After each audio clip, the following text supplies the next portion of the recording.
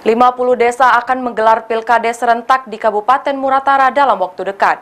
Untuk mengamankan pemilihan tersebut, Polres Muratara mengerahkan 250 personel. 50 desa menggelar pilkades serentak di Kabupaten Muratara.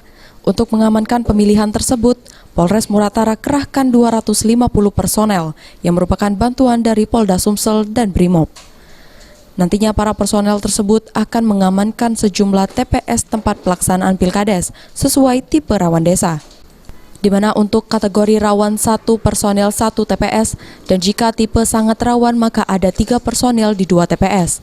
Yang sudah kita siapkan kurang lebih 250 personil, ini ditambah dengan personil pengamanan dari Brimob yang kita minta dari Polda dan personil Dalmas.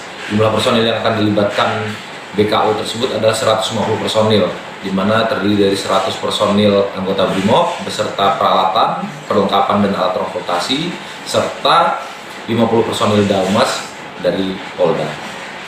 Untuk di TPS sendiri kan berapa orang nanti ditempatkan nanti? Seluruh personil yang dilibatkan pengamanan TPS seluruhnya 235 orang. 235 orang.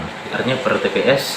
Jadi untuk diketahui juga bahwa TPS kita yang pertama adalah tipe rawan, itu akan 1 personil 1 TPS.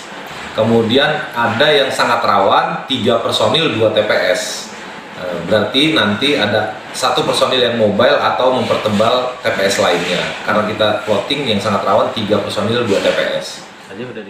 Kapolres meminta kepada setiap calon kepala desa untuk tetap menjaga stabilitas keamanan dan jangan juga sampai ada kecurangan agar pilkades ini bisa berjalan lancar.